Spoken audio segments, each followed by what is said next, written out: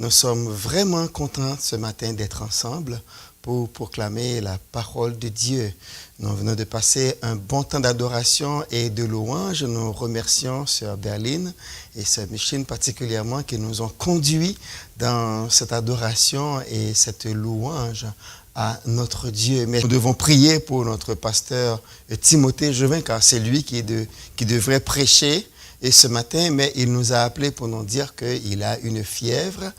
Donc voilà pourquoi ce matin, il est resté à la maison et c'est moi qui porte la parole. Je vais lire pour vous dans le psaume 50. Tout le chapitre, c'est du verset 1er au verset 23, si je ne m'abuse.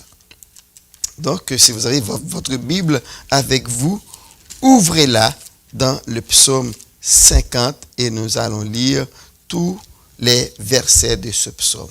Je commence. Psaume d'Asaph. Dieu, l'Éternel parle et convoque la terre depuis le soleil levant jusqu'au soleil couchant. De Sion, beauté parfaite, Dieu resplendit. Il vient, notre Dieu. Il ne reste pas en silence. Devant lui est un feu dévorant. Autour de lui, une violente tempête. Il crie vers les cieux en haut et vers la terre pour juger son peuple. Rassemblez-moi mes fidèles qui ont fait alliance avec moi par le sacrifice. Et les cieux publieront sa justice, car c'est Dieu qui est juge. Écoute, mon peuple, et je parlerai, Israël, et je t'avertirai. Je suis Dieu, ton Dieu. Ce n'est pas pour tes sacrifices que je te fais des reproches. Tes holocaustes sont constamment devant moi. Je ne prendrai pas un taureau dans ta maison, ni des boucs dans tes bergeries, car tous les animaux des forêts sont à moi. Toutes les bêtes des montagnes par milliers. Je connais tous les oiseaux des montagnes et tout ce qui se meut dans les champs m'appartient. Si j'avais faim, je ne te le dirais pas, car le monde est à moi et tout ce qu'il renferme. Est-ce que je mange la chair des taureaux? Est-ce que je bois le sang des boucs?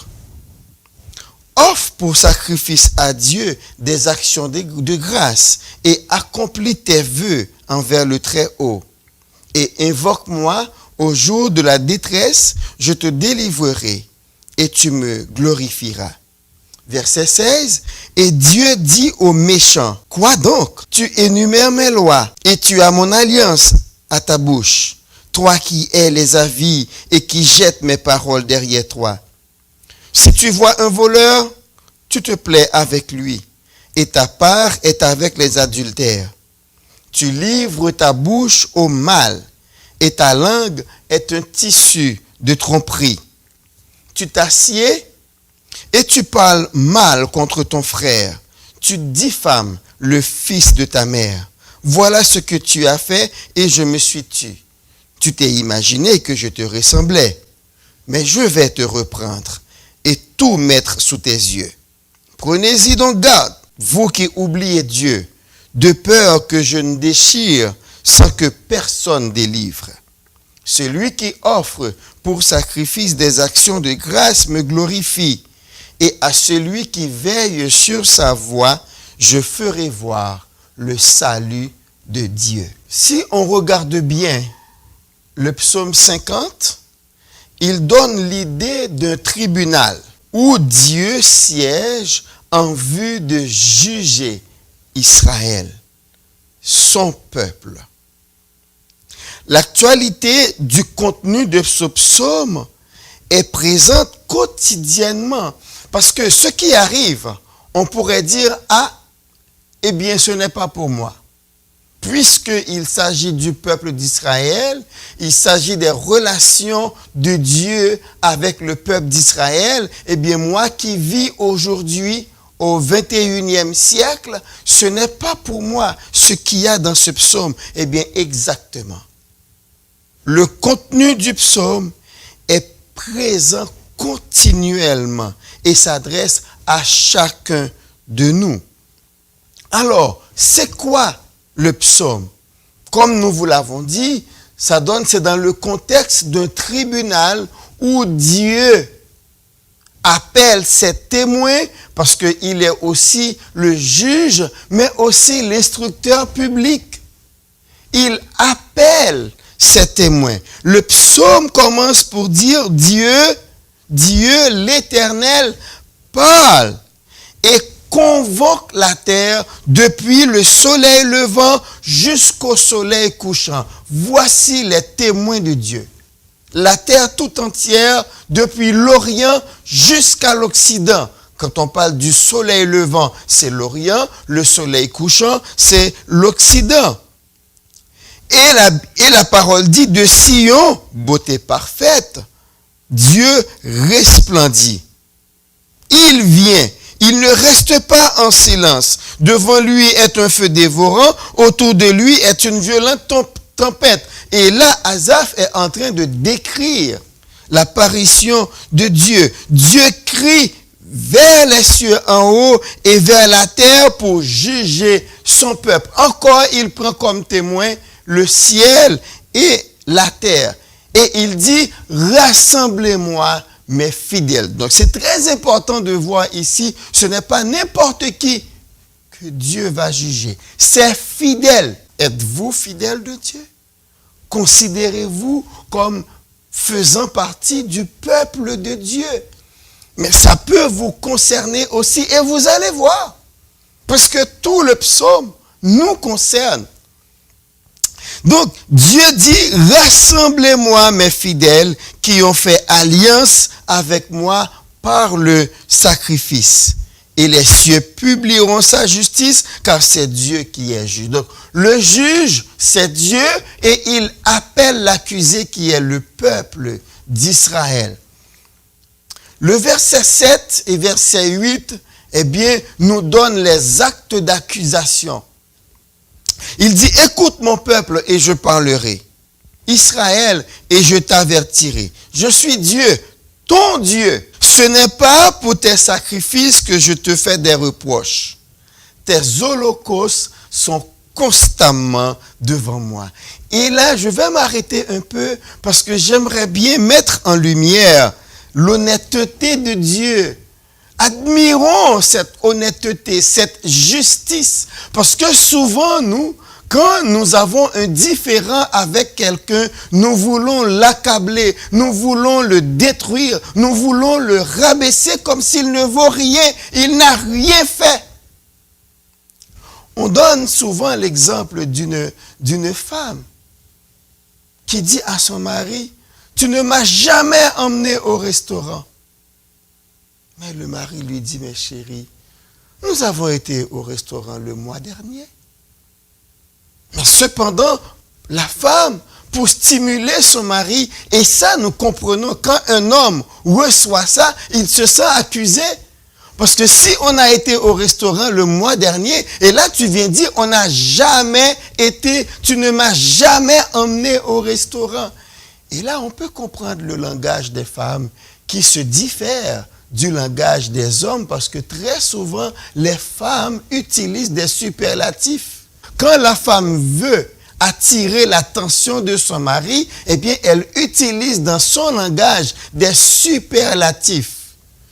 Mais souvent, l'homme se sent accusé. Mais cependant, il faut bien comprendre que les femmes ont un langage qui est différent du langage des hommes. Mais là, nous voyons Dieu qui dit au peuple, écoutez, ce n'est pas pour vos sacrifices que je vous fais des reproches parce que vous êtes bons. Vous m'offrez de bons sacrifices. D'ailleurs, vos holocaustes sont constamment devant moi. Donc Dieu reçoit les holocaustes, mais sauf qu'il y a quelque chose que le peuple manque dans sa relation avec Dieu. Donc c'est vraiment admirable de voir ça. Il est en jugement avec son peuple qui a péché contre lui, mais il ne le cloue pas au pilori pour le rabaisser, pour le détruire. Ils ne le méprisent pas comme des gens qui ne valent rien. Non. Il dit, je reconnais les sacrifices que vous m'offrez. Vos holocaustes sont constamment devant moi. C'est comme si Dieu disait au peuple d'Israël, je connais tes œuvres. Je sais ce que tu fais pour me servir. Et nous allons retrouver le même langage en Apocalypse, chapitre 2 et 3. Quand Jésus-Christ s'adresse aux 7 églises de l'Asie mineure. Regardons ça de plus près. Dans les versets 1 à 4, il dit, écris à l'ange de l'église d'Éphèse, je connais tes œuvres, ton travail et ta persévérance. Je sais que tu ne peux supporter les méchants, que tu as éprouvé ceux qui se disent apôtres et qui ne le sont pas, et que tu les as trouvés menteurs. Je sais que tu as de la persévérance, que tu as souffert à cause de mon nom et que tu ne t'es point lassé. Et là, Jésus dit à l'église d'Éphèse, voilà tout ce que je sais que tu fais. Je sais, quand même, il y a du zèle ici. Mais, quand même, ce que j'ai contre toi, c'est que tu as abandonné mon premier amour. Encore, les relations. Tu fais des choses, mais tu as négligé la relation que tu dois avoir avec moi. Chapitre 2, 12 à 15, écrit à l'ange de l'église de Pergame. Encore une fois, je sais où tu demeures. Je sais que là est le trône de Satan. Tu retiens mon nom et tu n'as pas renié ma foi, même au jour d'Antipas, mon témoin fidèle qui a été mis à mort chez vous, là où Satan a sa demeure. Encore, tu as des œuvres. Tu n'as pas renié mon nom, mais j'ai quelque chose contre toi. Donc Dieu encourage d'abord, avant d'amener la correction. De 18 à 20, écrit à l'ange de l'église de Thyatire, la même chose. Je connais tes œuvres, ton amour, ta foi, ton fidèle service, ta constance et les dernières œuvres plus nombreuses que les premières. Des œuvres, tu en as, mais ce que j'ai contre toi. Encore, la même chose. On continue au chapitre 3, à partir du verset 1er. Il est dit, écrit à l'ange de l'église de Sardes. Encore une fois, je connais tes œuvres. Je sais que tu passes pour être vivant et tu es mort. Je te connais. Sois vigilant et affermis le reste qui est près de mourir, car je n'ai pas trouvé tes œuvres parfaites devant mon Dieu. Donc, je sais ce que tu fais. J'ai les yeux sur toi. Et il le dit, rappelle-toi comment tu as reçu et entendu, et garde et repens-toi. Cependant, voilà. Donc, Dieu est la même chose pour l'église de Philadelphie. Malheureusement, pour l'église de la Odyssée, il n'y avait rien. Rien à louanger. Il n'y avait que des reproches. Mais il dit, je connais tes œuvres. Je sais que tu n'es ni froid ni bouillant. Puisses-tu être froid ou bouillant? Donc, ce que nous voulons vous faire remarquer ici, c'est que Dieu, dans ses relations avec son peuple, dans l'Ancien Testament, et dans ses relations avec son peuple dans le Nouveau Testament, même quand il a des choses à reprocher, mais il le fait de telle manière que ses reproches soient justifiés. Donc, trop souvent, nous autres, nous faisons le contraire. Ce qu'on veut, on veut détruire la personne. Mais ça n'aboutit à rien. Parce que, en fait, quand vous agissez ainsi, vous n'apportez aucune solution. Vous n'aidez pas la personne.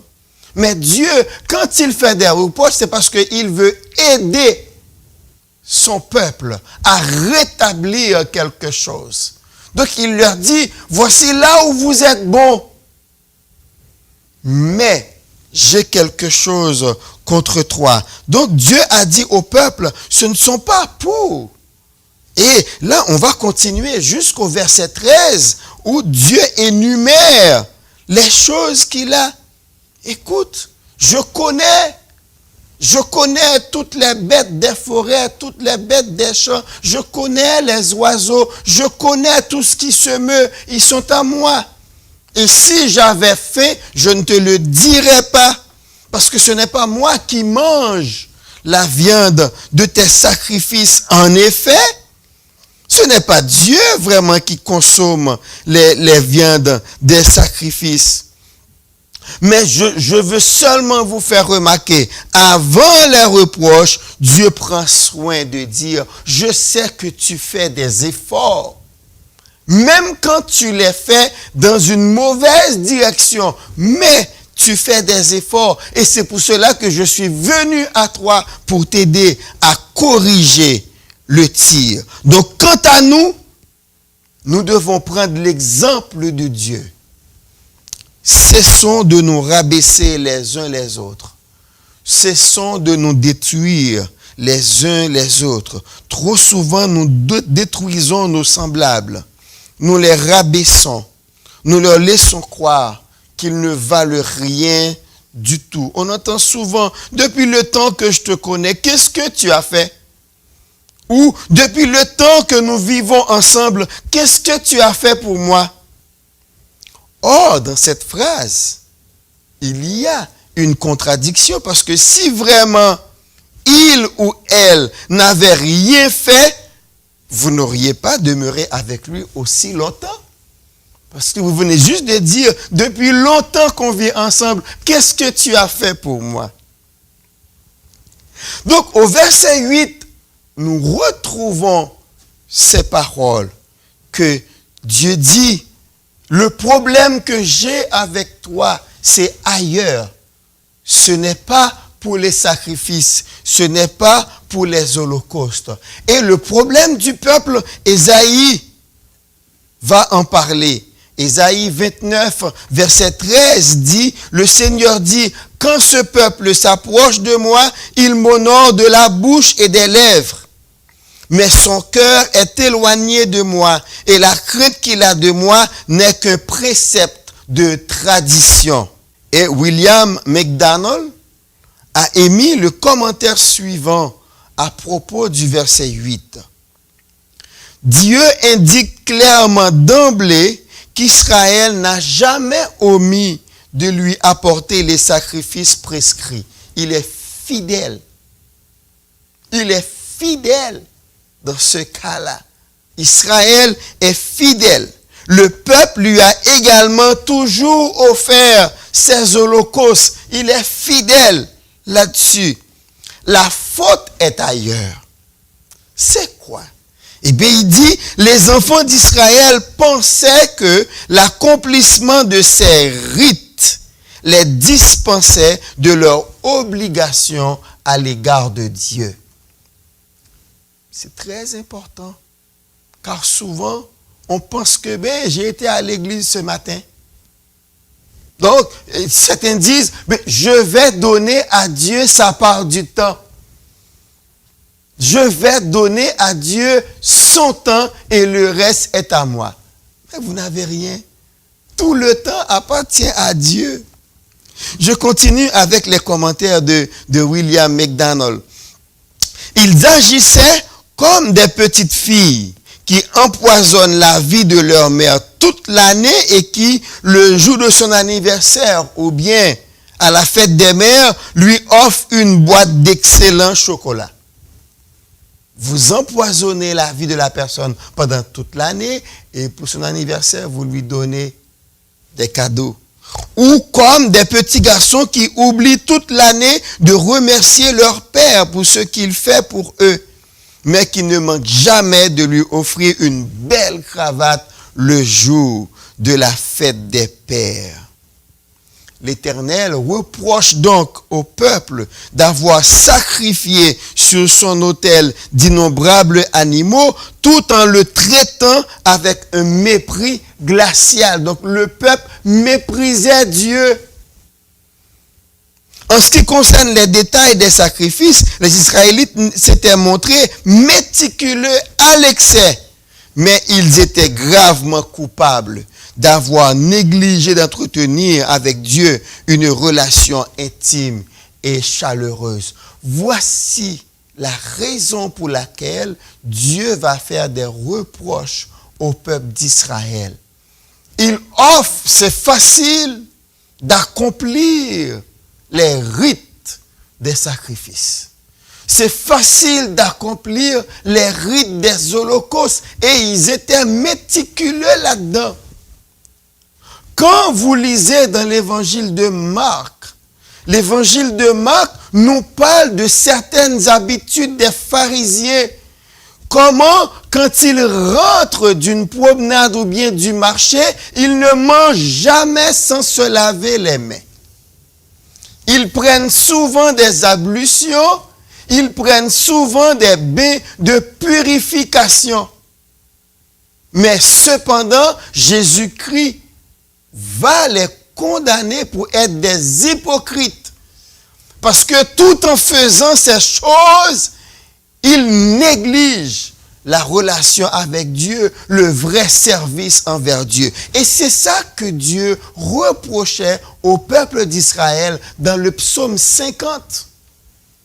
C'est ce que Dieu est en train de reprocher au peuple d'Israël dans le psaume 50. Vous faites de bonnes choses, mais c'est juste pour terminer avec Dieu. Une fois sorti du temple, il donne d'eau à Dieu.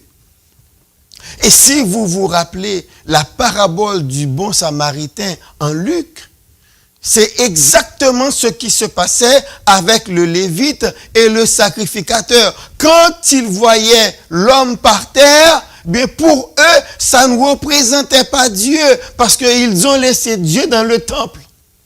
Seulement, ils viennent dans le temple pour une communion pendant le temps qu'ils sont au temple. Mais dès qu'ils laissent le temple, ils s'adonnent à leurs propres affaires en laissant Dieu dans le temple.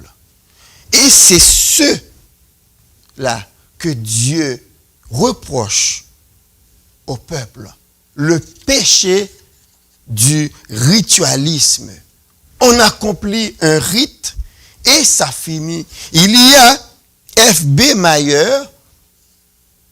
cité par William McDonnell, qui dit ceci.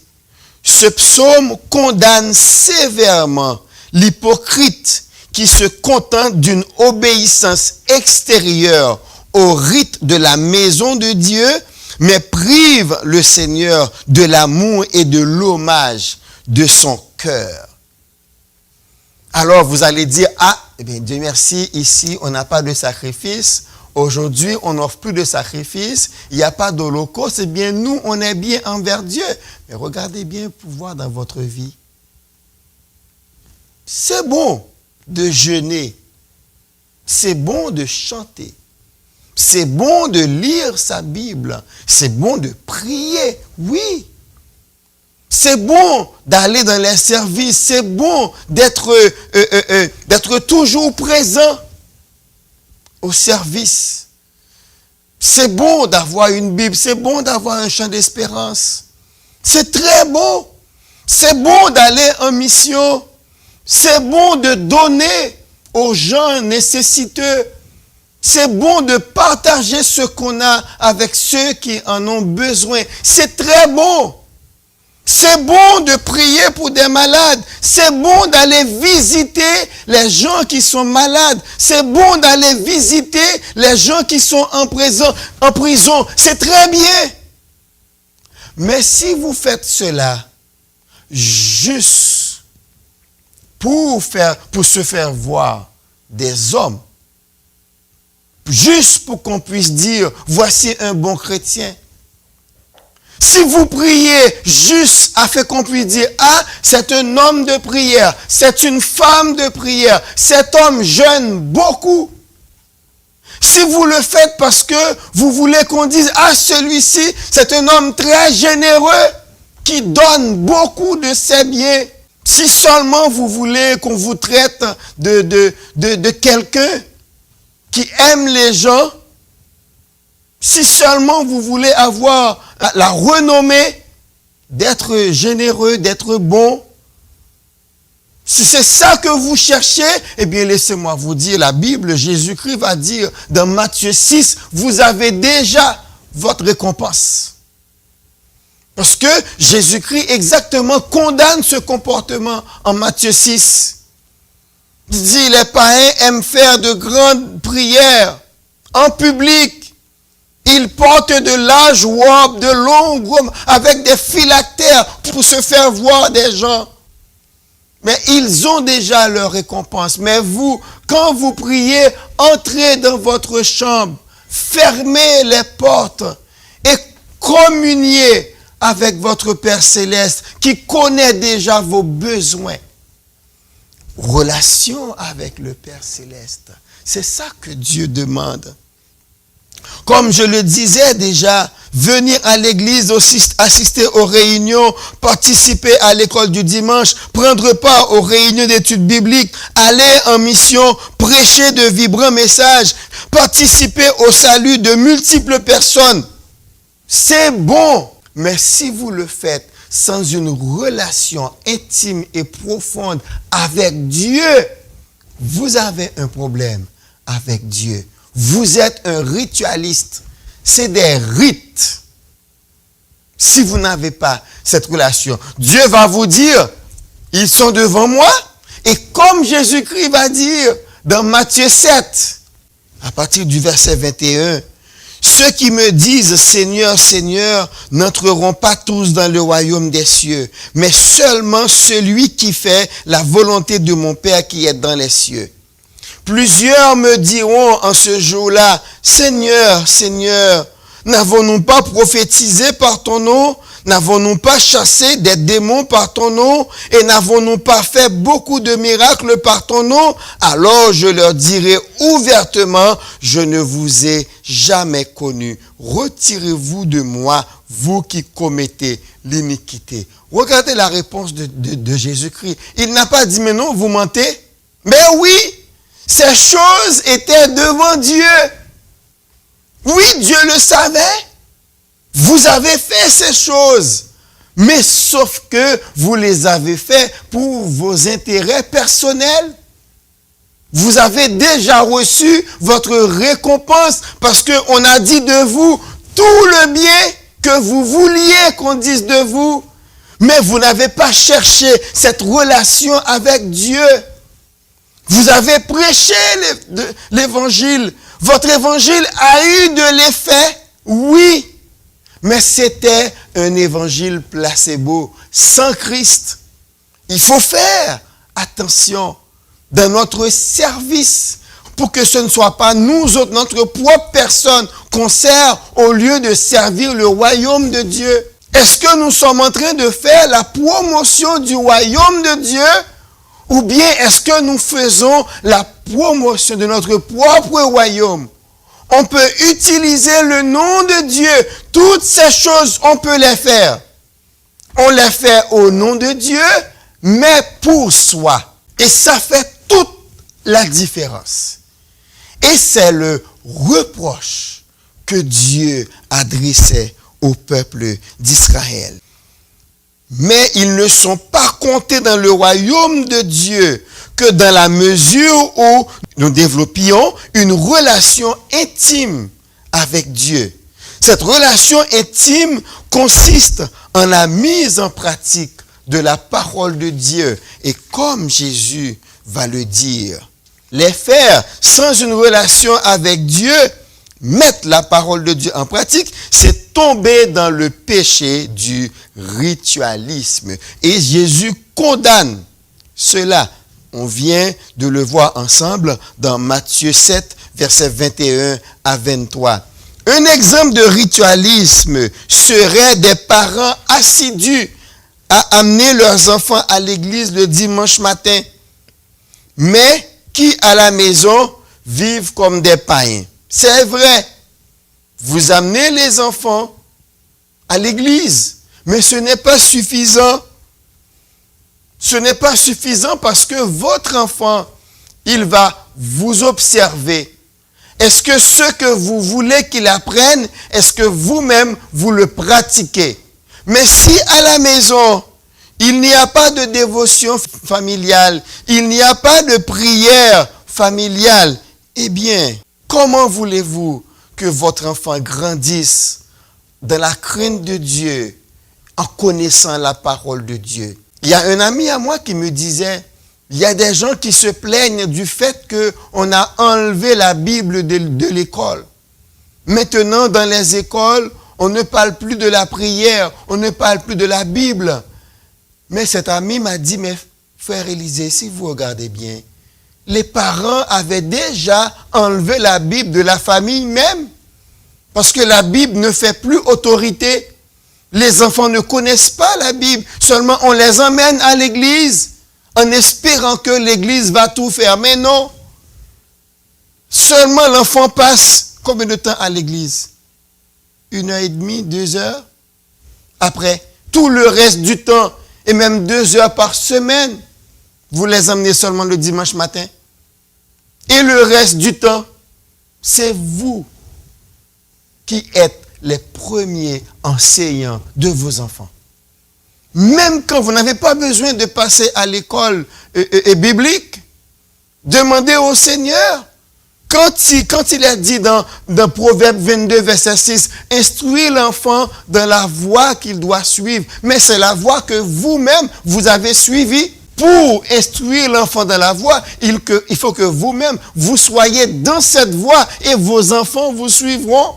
Mais si vous n'êtes pas dedans, les enfants ont plus tendance à observer et imiter ce que vous faites que ce que vous leur demandez de faire. Donc 2 heures à l'église, c'est pas suffisant pour donner à votre enfant une culture chrétienne. La culture s'acquiert par des habitudes particulièrement. Aussi, Dieu dira-t-il au peuple d'Israël, je ne prendrai pas de taureau dans ta maison, ni de bouc dans tes bergeries, car tous les animaux des forêts sont à moi. Toutes les bêtes des montagnes, par milliers. Verset 11, je connais tous les oiseaux des montagnes, et tout ce qui se meut dans les champs m'appartient. Et ça, c'est très important aussi, il y a une leçon à tirer de là. Si Dieu dit au peuple d'Israël, je ne mange pas, ce n'est pas à moi que vous donnez ces choses-là, parce que moi, je les ai en masse, je les ai en quantité industrielle. Donc, quand nous avons le privilège d'apporter quelque chose à Dieu, il faut considérer ça comme une grâce. Parce que Dieu a les anges pour lui offrir des choses. La Bible dit les anges sont des myriades et des myriades qui louent Dieu. Donc si ce matin, nous avons le privilège de chanter pour la gloire de Dieu, mais faites-le de bon cœur, c'est une grâce. Parce que sinon, Dieu aurait pu se passer de nos louanges, de notre adoration. Mais quand il nous invite à venir en sa présence, c'est parce qu'il nous aime. Il est miséricordieux envers nous. Il manifeste sa compassion envers nous pour nous appeler en sa présence. Parce qu'il veut que nous approchions de lui pour obtenir son pardon. Il veut que nous entrions en communion avec lui afin de bénéficier de ses richesses. Ce que Dieu veut, il veut que nous nous assurions de la présence de Dieu et bénéficier de sa puissance particulièrement contre nos ennemis. C'est ce que Dieu veut. Donc c'est pour nous, c'est à notre avantage quand nous pouvons servir le Seigneur. Au verset 12, il va dire, si j'avais faim, je ne te le dirais pas, car le monde est à moi et tout ce qu'il renferme. Est-ce que je mange la chair des taureaux et est-ce que je bois le sang des boucs? En effet, ce n'est pas Dieu qui mange les animaux offerts en sacrifice. Lévitique 10, verset 12 à 14, nous dit, Moïse dit à Aaron, à Éléazar et à Itamar, les 2 fils qui restaient à Aaron, prenez ce qui reste de l'offrande parmi les sacrifices consumés par le feu devant l'Éternel et mangez-le sans levain, près de l'autel, car c'est une chose très sainte. Vous le mangerez dans un lieu saint. C'est ton droit et le droit de tes fils sur les offrandes consumées par le feu devant l'Éternel, car c'est là ce qui m'a été donné. Vous mangerez aussi dans un lieu pur, toi et tes fils et tes filles avec toi, la poitrine qu'on a agitée de côté et d'autre, et l'épaule qui a été présentée par élévation, car elles vous sont données comme ton droit et le droit de tes fils dans les sacrifices d'action de grâce des enfants d'Israël. Ce sont les sacrificateurs et les Lévites ainsi que leurs enfants qui consomment la viande des bêtes sacrifiées. Ce n'est pas l'Éternel. Les holocaustes sont brûlés devant Dieu. C'est la fumée qui monte. Mais les autres viandes sacrifiées, eh bien, ce sont les sacrificateurs qui les mangent. Ce n'est pas Dieu. Et voilà pourquoi au verset 14, Dieu va dire, offre pour sacrifice à Dieu des actions de grâce. Actions de grâce. Et accomplis tes vœux envers le Très-Haut. Et invoque-moi au jour de la détresse, je te délivrerai et tu me glorifieras. Donc Dieu dit, les sacrifices, vous les offrez. Mais en fait, ce que moi je demande vraiment, c'est des actions de grâce sincères. C'est quoi action de grâce? Ce n'est pas le fait d'organiser une grande fête à la maison, qui n'est pas mauvais. C'est une bonne chose. Mais si c'est ça qu'on considère comme action de grâce, on est dans l'erreur. C'est une fête, on amène des nourritures, il y a des fruits, il y a de la viande, il y a toutes sortes de choses. On mange avec ses amis, avec ses parents, avec ses proches. C'est bon, c'est une bonne chose. Mais si on le fait sans une relation intime et profonde avec Dieu, parce que quand Dieu dit offrez des actions de grâce pour sacrifice, eh bien ça nous donne trois choses. Les versets 14 et 15 du psaume 50 nous montrent trois choses que Dieu attend de son peuple. Trois choses. La première chose, c'est la reconnaissance. Il n'y a aucun don, il n'y a aucun sacrifice qui puisse remplacer un simple merci Seigneur. Merci Seigneur, qui émane du fond du cœur. Il n'y a rien qui remplace cela. Ah, merci papa, quand je regarde le cheminement que tu as fait avec moi, il n'y a que toi pour m'emmener là où je suis maintenant. Il n'y a que toi pour m'avoir guéri. Il n'y a que toi pour m'avoir pardonné. Il n'y a que toi pour avoir changé ma vie de l'homme que j'étais hier, de la femme que j'étais hier. Il n'y a que toi, Seigneur, pour faire de moi ce que je suis maintenant. C'est ça que Dieu aime. Dans Deutéronome 4, verset 9, Dieu avait mis le peuple en garde. Seulement prends garde à toi et veille attentivement sur ton âme tous les jours de ta vie, de peur que tu n'oublies les choses que tes yeux ont vues et qu'elles ne sortent de ton cœur. Enseigne-les à tes enfants et aux enfants de tes enfants. Dieu les mettait en garde contre le fait d'oublier ses grâces. Deutéronome 6, 12. Garde-toi d'oublier l'Éternel qui t'a fait sortir du pays d'Égypte, de la maison de servitude. Deutéronome 8, 11. Garde-toi d'oublier l'Éternel, ton Dieu, au point de ne pas observer ses commandements, ses ordonnances et ses lois que je te prescris aujourd'hui. Deutéronome 8, 17. Garde-toi de dire en ton cœur, ma force et la puissance de ma main m'ont acquis ces richesses. Deutéronome 12, 13. Garde-toi d'offrir tes holocaustes dans tous les lieux que tu verras. Garde-toi, prends garde à ne pas oublier ce que Dieu a fait pour toi. Nous ressemblons trop souvent à ces gens qui accueillent leur maman âgée en maugréant. On n'aime pas sa présence. Qu'est-ce qu'elle vient faire là? pourquoi elle est venue.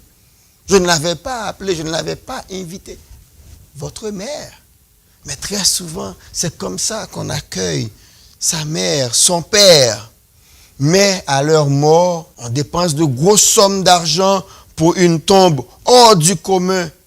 Et on recouvre la tombe de fleurs coûteuses. Il faut faire attention à ça. Dieu n'a pas besoin de ça. Relation, action de grâce. Deuxième chose que Dieu demande, le respect des engagements. Il dit, accomplis tes vœux envers le Très-Haut dans le verset 14. Le respect, accomplis tes vœux, des vœux d'amour. Oh Seigneur, je vais t'aimer toute ma vie. Vœux d'adoration, vœux de service et de consécration. Écoutez ce que la parole de Dieu dit. Si vous ne pouvez pas prendre d'engagement envers Dieu, ne les prenez pas. Cela veut dire, ne faites pas de vœux. Ecclésiaste 5:4-5 nous dit, lorsque tu as fait un vœu à Dieu, ne tarde pas à l'accomplir, car il n'aime pas les insensés. Accomplis le vœu que tu as fait. Mieux vaut pour toi ne point faire de vœu que d'en faire un et de ne pas l'accomplir. Deutéronome 23 nous dit, si tu fais un vœu à l'Éternel ton Dieu, tu ne tarderas point à l'accomplir, car l'Éternel ton Dieu t'en demanderait compte et tu te chargerais d'un péché. Verset 22, si tu t'abstiens de faire un vœu, tu ne commettras pas un péché.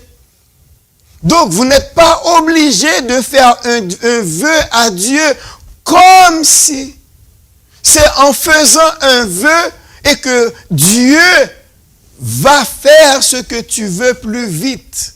Comme si vous mettiez Dieu à demeure. Non. Ce n'est pas parce que vous faites un vœu que Dieu va agir plus vite.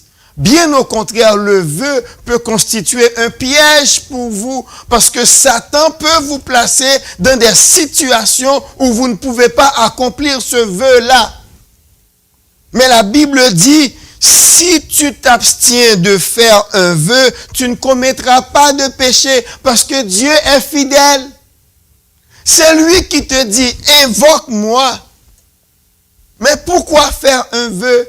Mais tu observeras et tu accompliras ce qui sortira de tes lèvres. Par conséquent, les vœux que tu feras volontairement à l'Éternel, ton Dieu, et que ta bouche aura prononcé.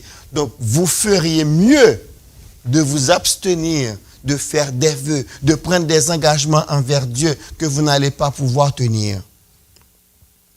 Mais Dieu demande, si vous prenez un engagement envers lui, de respecter. Ah Seigneur, j'ai besoin de cet emploi. Si tu me le donnes, je te consacrerai le premier chèque. Et puis quand le premier chèque arrive, ah Seigneur, tu vois, j'ai la maison à payer, j'ai telle facture à payer, j'ai telle dette à honorer, tu vois Seigneur. Mais pourquoi l'avoir dit quand vous n'avez pas le courage et même la foi de l'accomplir? Parce que c'est un manque de foi. Parce que vous avez dit, Seigneur, je vais te donner le premier chèque, et le premier chèque arrive. Mais donne-le, Seigneur, je te l'avais promis, je te le donne. Tu avais toujours pris soin de moi, je sais que tu vas continuer à prendre soin de ma famille. Et puis vous allez voir comment Dieu va se débrouiller pour vous donner de quoi vivre. Mais trop souvent, on ne fait pas ce qu'on avait promis à Dieu. Troisième chose que Dieu demande, selon le verset 15, la communion dans la prière. Invoque-moi au jour de la détresse, je te délivrerai et tu me glorifieras. À travers ces paroles, Dieu nous ouvre une grande fenêtre sur la nature de son cœur. Avez-vous toujours voulu connaître la nature du cœur de Dieu? Eh bien, voilà. Une partie, bien sûr, parce que nous ne pouvons pas sonder toute la nature du cœur de Dieu. Premièrement, Dieu considère comme une charmante mélodie à ses oreilles quand ses enfants prient. Car il aime entendre la prière de ses enfants. Invoque-moi. Il y a d'autres versets. Jérémie 33, 3. Invoque-moi et je te répondrai. Je t'annoncerai de grandes choses, des choses cachées que tu ne connais pas. Dieu aime quand ses enfants viennent devant lui dans la prière. Deuxième chose, il se fait un immense plaisir d'exaucer les prières que lui adressent ses enfants. Et je te répondrai, je te délivrerai. Psaume 37, verset 5 nous dit, recommande ton sort à l'Éternel, mets en lui ta confiance et il agira. Et troisièmement, Dieu accorde une grande importance à la relation intime entre lui et son peuple. Psaume 37, verset 4. Fais de l'Éternel tes délices et il te donnera ce que ton cœur désire. Donc, quand vous développez une relation avec Dieu, parce que délice signifie grand plaisir. Donc, fais de l'Éternel l'objet de ton plus grand plaisir et lui, ce que votre cœur désire, il vous l'accordera. Attention, il y a une grande différence entre désir et besoin. Le besoin est indispensable, mais le désir, on pourrait s'en passer. Mais Dieu dit, il va vous accorder ce que votre cœur désire si vous développez cette relation intime avec lui. Donc c'est très important de regarder cela, car maintenant pour établir une relation avec Dieu, nous n'avons qu'une seule courroie de transmission, c'est Jésus. Ce que Dieu demande maintenant, c'est que par Jésus, nous ayons cette relation avec lui. Jésus-Christ eut à dire, je suis le chemin, la vérité et la vie. Nul ne vient au Père que par moi. Et la Bible nous dit, ceux-là qui ont une relation avec Dieu par Jésus, donc les gens en Christ, ce sont ceux-là qui seront enlevés. 1 Thessaloniciens 4, verset 16. Car le Seigneur lui-même a un signal donné à la voix d'un archange et au son de la trompette de Dieu descendra du ciel. Et les morts en Christ ressusciteront premièrement. Ensuite, nous les vivants en Christ, qui seront restés, nous serons tous ensemble, enlevés avec eux sur des nuées à la rencontre du Seigneur dans les airs. Et ainsi nous serons toujours avec le Seigneur. Donc le message de ce matin, c'est premièrement éviter le péché du ritualisme. Nous avons des symboles dans nos cultes, mais ils ne constituent pas la relation avec Dieu. Oui, quand on adore le Seigneur, on chante, mais ce n'est pas toutes les fois qu'on chante qu'on adore le Seigneur. Donc l'adoration doit venir du cœur. Et à certains d'entre nous, si ce n'est à plusieurs, Dieu va dire, vos chants sont devant moi, vos adorations sont devant moi, vos louanges sont devant moi, mais cependant, je n'ai pas cette relation, je n'ai pas une entrée et sortie chez vous. Et apôtre Paul va nous dire en Éphésiens 5, soyez remplis du Saint-Esprit. Et c'est avec ça que nous allons avoir cette relation avec Dieu. Je prie que le Seigneur nous bénisse, que nous ne soyons pas des chrétiens ritualistes qui respectent les rituels, qui respectent les signes, mais qui développent une grande relation avec Dieu. Et c'est cela que Dieu attend de nous. La reconnaissance, le respect des engagements et la communion dans la prière. Que le Seigneur vous bénisse. Prions. Cher Seigneur, merci de ce que tu nous as permis de partager cette parole avec ton peuple. Seigneur, tu connais les besoins de chaque personne ici présente. Et tu connais aussi les besoins de nos frères, nos sœurs qui nous écoutent actuellement. Papa, tu connais nos besoins à nous. Et tu sais exactement quelle parole va répondre à leurs questionnements et satisfaire leurs besoins. Papa, nous te disons merci et nous te prions d'utiliser ces paroles pour ramener beaucoup de cœurs à toi. Des gens qui pensent le fait de faire ceci ou faire cela, le fait d'aller à tel lieu suffit pour être en relation avec toi. Tu es en train de leur dire, ça ce sont des rites. Mais maintenant, la seule voie par laquelle on peut entrer en relation avec Dieu, c'est par Jésus. C'est la solution que Dieu a donnée maintenant. Ce n'est plus par les sacrifices, ce n'est plus par le fait d'aller au temple, ce n'est plus par le fait de visiter un lieu de pèlerinage, ce n'est plus par le fait d'avoir entrepris un grand voyage. Non! C'est par Jésus-Christ et Jésus-Christ seul. Papa, je sais que ce matin, tu es en train de parler à ton peuple.